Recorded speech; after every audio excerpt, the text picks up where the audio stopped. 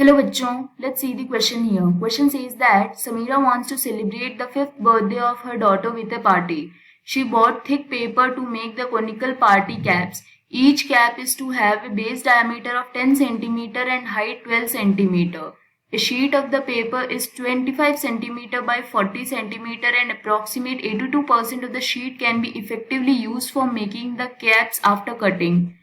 What is the minimum number of sheet of paper that Sameera would need to buy if there are to be 20 children at the party?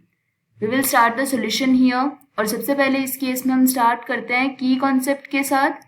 तो इस case के लिए की concept हो जाएगा area of rectangle का formula क्या होता है वो, एंड नेक्स्ट हो जाएगा curved surface area of cone. So area of rectangle ये होता है length of rectangle multiplied by breadth of rectangle.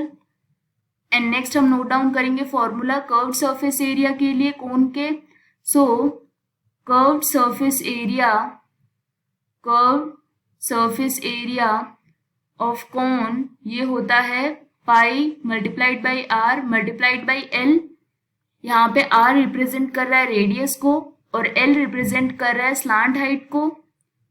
And cone में फॉर्मूला होता है radius square plus height square ये होता है equal to slant height whole square. So this is slant height whole square. So for this case हमारे पास जो radius है वो क्या हो जाएगी हाफ ऑफ डायमीटर की वैल्यू गिवन है 10 centimetre. So this will be 10 divided by 2 whole square plus height इस केस के लिए given है 12 centimeter. So this will be 12 whole square equal to slant height क्या है L. So this will be L square. So L square ये हो जाएगा 5 square that is 25 plus 12 square 144 which is 169 equal to 13 whole square.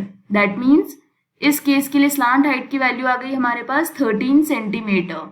अब हम क्या कर सकते हैं curved surface area find out कर सकते हैं. एंड हमें फाइंड आउट कितनों के लिए करना है 20 चिल्ड्रंस के लिए बिकॉज 20 कैप्स बनेंगी. So what we will do here for 20 childrens जो टोटल शीट चाहिए होगी वो कितनी हो जाएगी. सो टोटल शीट ये हो जाएगी equal to 20 multiplied by curved surface area of conical cap. So हम यहाँ पे CSA ये रिप्रेजेंट कर रहे हैं किसके लिए कर्व्ड सरफेस एरिया के लिए. So this will be equal to 20 multiplied by pi multiplied by radius है 5 मल्टीप्लाइड बाई स्लांट हाइट क्या है 13. So this will be the total area of sheet required. अब हमारे पास जो शीट गिवन है उसका एरिया क्या है यहाँ पे. So in this case we have sheet area वो हो जाएगा नंबर ऑफ शीट्स हम लेट सपोज अज्यूम करते हैं n हो जाएगी मल्टीप्लाइड बाई लेंथ यहाँ पर गिवन है 25 मल्टीप्लाइड बाई ब्रेड्थ गिवन है 40. एंड इसके लिए बोला क्या गया है कि 82% जो शीट है वही इफेक्टिव है.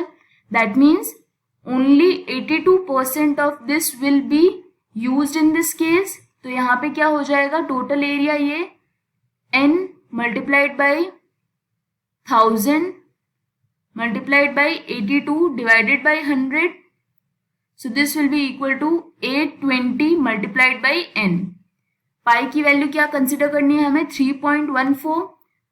सो फॉर दिस केस हम यहाँ पे बोल सकते हैं जो टोटल शीट 20 चिल्ड्रंस के लिए रिक्वायर्ड है ये क्या थी 20 multiplied by 3.14 multiplied by 5 multiplied by 13 ये किसके इक्वल हो जाएगा टोटल शीट एरिया के which is 820 multiplied by n.